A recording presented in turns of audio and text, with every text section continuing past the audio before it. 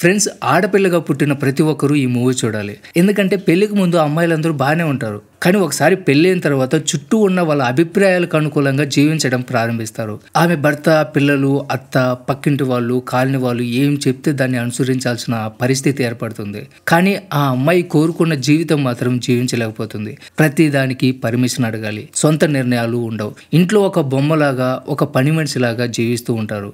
అటువంటి అమ్మాయి స్టోరీనే ఇది. చివరి వరకు చూడండి. జీవన్ అనే మహిళను చూపించడంతో మూవీ స్టార్ట్ అవుతుంది. ఆమె ఒక హౌస్ వైఫ్. ఆమె భర్త పేరు డయాన్. జీవన్ను ఎంతో ప్రేమగా చూసుకుంటూ ఉంటాడు. ఇద్దరి మధ్య ఆ బాండింగ్ చాలా బాగుంటుంది. వీళ్ళకి ఒక చిన్న బేబీ కూడా ఉంటుంది. సో జీవన్ చాలా చాలా సంతోషంగా ఉంటుంది. కానీ కొన్నిసార్లు భార్యగా, తల్లిగా కొంచెం ఒత్తిడికి లోనవుతూ ఉంటుంది. అయితే ఆమె అత్త చాలా కఠినమైన వ్యక్తి. జీవన్ను కోడల్లా కాకుండా పని మనిషిలాగా ట్రీట్ చేస్తూ ఉంటుంది. అతిథులను, బంధువులను ఇంటికి పిలిచి వాళ్ళ ముందే జీవన్ను అవమానిస్తూ ఉంటుంది. ఎప్పుడూ ఏదో ఒక పని చెప్పి వేధిస్తూ ఉంటుంది.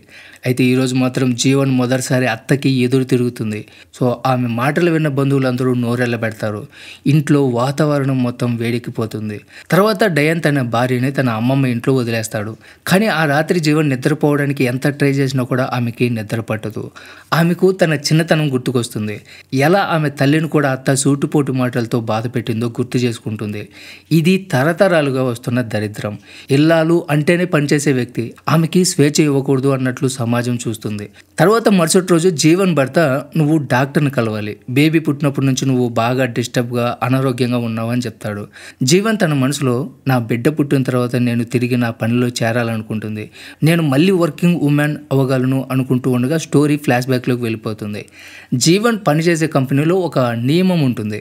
అక్కడ ఆడవాళ్ళకి ప్రమోషన్ ఇవ్వరు. కారణం ఏమిటంటే కొన్ని రోజులకే వాళ్ళకి పెళ్ళి అయిపోతుంది, పిల్లలు కూడా పడతారు. సో ఏదో ఒక రోజు ఉద్యోగాన్ని వదిలేస్తారు. దీనివల్ల కంపెనీకి వాళ్ళు భారం అయిపోతారు. ఈ కారణంతోనే ఆడవాళ్ళకి అక్కడ ప్రమోషన్ ఇవ్వరు. వాళ్ళు ఎప్పుడు కూడా మగవాళ్ళని మాత్రమే పై స్థాయికి తీసుకెళ్తారు. కానీ జీవన్ అలాంటి వ్యక్తి కాదు. ఆమె ఎప్పుడు ఎదగాలి, ప్రమోషన్ సాధించాలి, తన కంపెనీ హెడ్గా మారిపోవాలి అనే కలలు కంటూ ఉంటుంది. తర్వాత జీవన్ తన కంపెనీ హెడ్ కేకి ప్రమోషన్ రావడం చూసి చాలా సంతోషిస్తుంది. కే కూడా పిల్లలు పుట్టిన తర్వాత తన కెరీర్ను నిలబెట్టుకుంటుంది. తన పని సమర్థవంతంగా నిర్వహిస్తుంది. సో జీవన్కి ఇదంతా చాలా బాగా ఇష్టం. కానీ తన పరిస్థితి చూస్తే తను ఇప్పుడు ఒక హౌస్ వైఫ్ మాత్రమే అనిపిస్తుంది. తర్వాత ఆమె పాత ఆఫీస్ ఫ్రెండ్స్ని కలవడానికి వెళ్తుంది. అక్కడ వాళ్ళు మాట్లాడుకుంటూ పెళ్ళి అయిపోయిన తర్వాత భారీగా ఉండడానికి మన గోల్స్ అన్నీ కుప్పతొట్లో పడేయాల్సిందే అని అనుకుంటారు. కానీ జీవన్ అలా అనుకోదు. ఆమె మళ్ళీ తన కెరీర్ని ప్రారంభించాలని కోరుకుంటుంది. మునుపటిలాగా తన లక్ష్యాలను ముందుకు తీసుకెళ్లాలనుకుంటుంది. అప్పుడు ఒక పాత ఫ్రెండ్, నాకు ప్రమోషన్ వచ్చింది, అలాగే కే తన సొంత కంపెనీ కూడా ప్రారంభించింది అని అంటుంది. ఈ మాట విని జీవన్ చాలా సంతోషిస్తుంది. సో నేను కే కంపెనీలో జాయిన్ అవ్వచ్చు, అక్కడ నాకు మంచి అవకాశాలు ఉంటాయి అనుకుంటుంది. కట్ చేస్తే స్టోరీ ఆమె భర్త డయాన్ వైపు టర్న్ అయిపోతుంది. తన భర్త జీవన్ గురించి చాలా ఆలోచిస్తూ ఆందోళన చెందుతూ ఉంటాడు.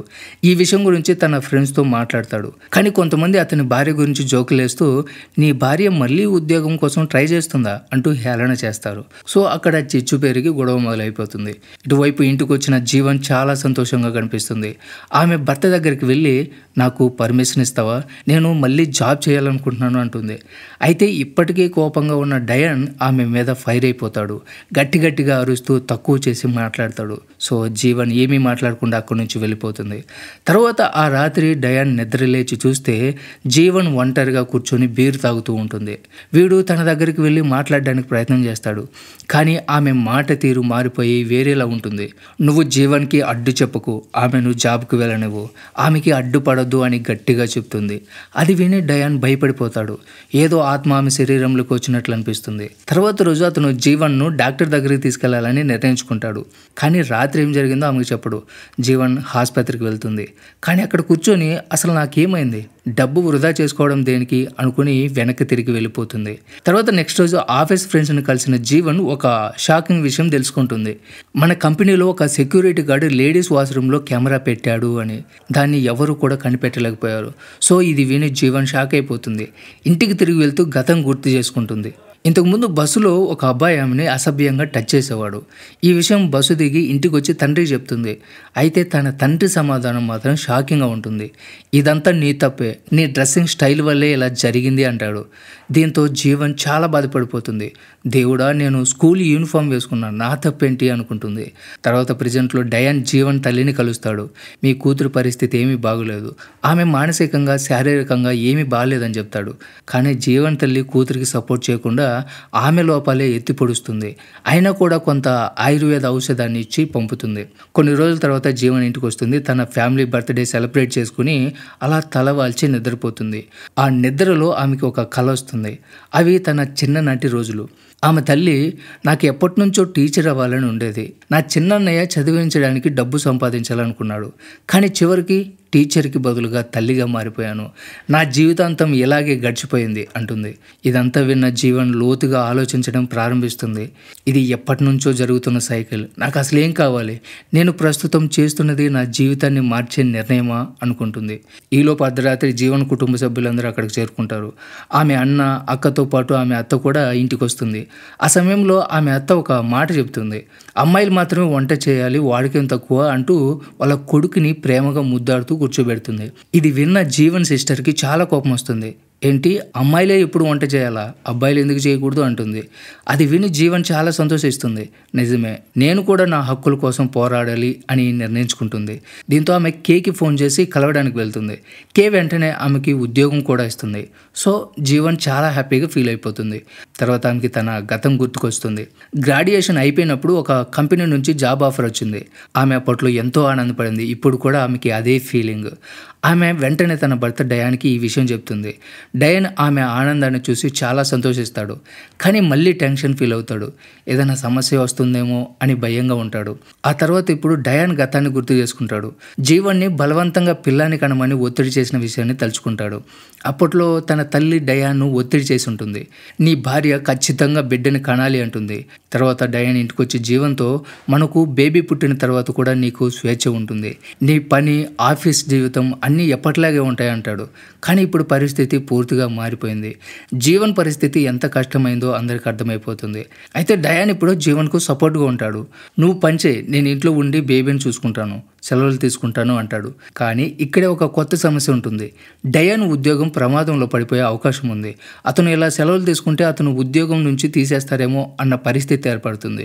ఇదంతా చూసి ఆమె అత్తకి కూడా కోపం వస్తుంది. నీ వల్ల నా కొడుకు భవిష్యత్తు నాశనం అయ్యేలా ఉంది అని అరిచి జీవన్ను బెదిరిస్తుంది. దీంతో ఆకుండా జీవన్ తల్లికి ఫోన్ చేసి, నీ కూతురికి పిచ్చి పట్టినట్లుంది, నా కొడుకు జీవితాన్ని నాశనం చేస్తుంది అంటుంది. అయితే అదే రాత్రి ఇంకొక కొత్త ట్విస్ట్. ఆమె అత్త ఇంటికి వచ్చి, నువ్వు పని గురించి ఆలోచించొద్దు, నేను నీ బేబీని చూసుకుంటాను, నువ్వు హ్యాపీగా పని చూసుకో అంటుంది. ఇంతలోనే జీవన్ వేరే వ్యక్తిలా మారిపోతుంది. ఆమె శరీరంలో ఆమె ముత్తాత్మ ప్రవేశించినట్లు ప్రవర్తిస్తుంది. రోజంతా పని చేయడమే నా జీవితమా అంటూ పురాతన కథలు చెప్పడం మొదలు పెడుతుంది. దీన్ని చూసి ఆమె తల్లి షాక్ అయిపోతుంది. తన కూతురి పరిస్థితి ఎంత దారుణంగా మారిపోయిందో అర్థమయ్యి కన్నీళ్లు పెట్టుకుంటుంది. ఆమె భర్తపై కూడా బీభత్సంగా కోపంతో ఫైర్ అయిపోతుంది. నీ వల్లే మా కూతురు ఎంత పిచ్చిదానిలాగా మారిపోయింది, నువ్వు ఆమెని అర్థం చేసుకోవట్లేదు అంటుంది. తర్వాత రోజు జీవన్ ఉద్యోగానికి రాజీనామా చేసి ఇంటికి వచ్చేస్తుంది. ఆ తర్వాత డయాన్ ఒక వీడియో చూపిస్తాడు. అందులో ఆమెకి తన తల్లి స్వరూపం వచ్చి మాట్లాడినట్లుంటుంది. ఆ వీడియో చూసి జీవన్ ఒక నిజాన్ని గ్రహిస్తుంది. నేను మానసికంగా క్షీణించిపోతున్నాను, నా ఆలోచనలపై ఇది ప్రభావం చూపిస్తుంది అనుకుంటుంది. తర్వాత రోజు ఆమె డాక్టర్ని కలుస్తుంది. అక్కడి నుంచి ఆమె చికిత్స తీసుకోవడం ప్రారంభిస్తుంది. ఆమె ఆరోగ్యంగా ఉండడానికి చాలా ప్రయత్నం చేస్తూ ఉంటుంది.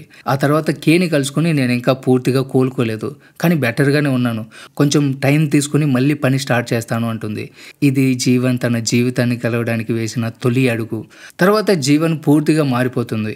ఇప్పుడు ఆమె ఎవరి జడ్జిమెంట్కి భయపడదు. ఆమె ఇలా మారడానికి కారణం సమాజం. నువ్వు ఇల్లు చూసుకోవాలి, ఇంట్లో పనులు చేయాలి, పిల్లల్ని పెంచాలి అని సమాజమే ఆమెకి నేర్పింది.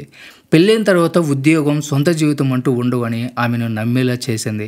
ఆమె ఏం చేసినా తన చుట్టూ ఇవే రూల్స్ కనిపించాయి. కానీ ఇప్పుడు ఆమెకి అంతా అర్థమైపోయింది. మూవీ ఎండ్ అయిపోయిన తర్వాత జీవన్ తన అనుభవాలని ఒక నవలగా రాయడం ప్రారంభించింది. ఈ మూవీ ఒక నిజమైన నవల ఆధారంగా తీసిన సినిమా. ఆ సినిమా పేరే ఇది. మనం చుట్టూ సమాజం ఏదైతే చేస్తుందో అదే చేసేందుకు మనం సిద్ధంగా ఉంటాం. జీవన్ అమ్మాయిల జీవితాలు ఎలా స్ట్రగుల్ అవుతున్నాయో గమనించింది. ఆమె తన చదువు, ఉద్యోగం, స్వేచ్ఛ అన్నీ పెళ్లి తర్వాత కూడా కొనసాగుతాయని అనుకుంటుంది. కానీ బేబీ పుట్టిన తర్వాత ఆమె జీవితం పూర్తిగా మారిపోయింది. ఇక మీదట ఆమె తన జీవితాన్ని తానే నిర్దేశించుకుంటుంది. జీవన్ జీవితం అంతా స్ట్రగుల్తోనే గడిచింది. ఆమె అత్త ఆమెని మానసికంగా హింసించేది, అమ్మాయిలకు స్వేచ్ఛ ఉండదని నమ్మించేది. తన తండ్రి కూడా ఆమెను మగాళ్ళ కన్నా తక్కువగా చూసేవాడు. చిన్నప్పుడు బస్సులో ఒక అబ్బాయి అసభ్యంగా ప్రవర్తించినప్పుడు తండ్రి దగ్గరికి వెళ్తే ఆమె తండ్రి నీ తప్పే అన్నాడు. నువ్వే సరిగ్గా ఉండాలి, నీ డ్రెస్సింగ్ స్టైల్ బాగలేదంటూ మొత్తం ఆమె మీదే తోసేశాడు. తన ఇంట్లో ఆడ మగ తేడా కనిపించేది. ఆమె అత్త ఇంటికి వచ్చినప్పుడు ఆమె బ్రదర్ని ప్రేమగా ముద్దాడి ఆదరించేది. అయితే జీవనపై మాత్రం వంట చేసుకోమని ఒత్తిడి చేసేది. ఇలా సమాజం నెమ్మదిగా మనల్ని మనమే కట్టడి చేస్తుంది. ఎవరైనా తన చుట్టూ ఉన్న పరిస్థితులను అంగీకరిస్తూ నిస్సహాయంగా జీవిస్తే అది జీవితంగా మారిపోతుంది. ఆ జీవితాన్ని వదులుకోవాలంటే మనం కోరుకున్నదే చేయాలి. మన స్వేచ్ఛ మన చేతుల్లోనే ఉంది. మీకు నిజంగా ఏం కావాలో అదే సాధించండి. సో ఇది ఫ్రెండ్స్ ఇవాళ video. Don't forget subscribe. Thanks for watching.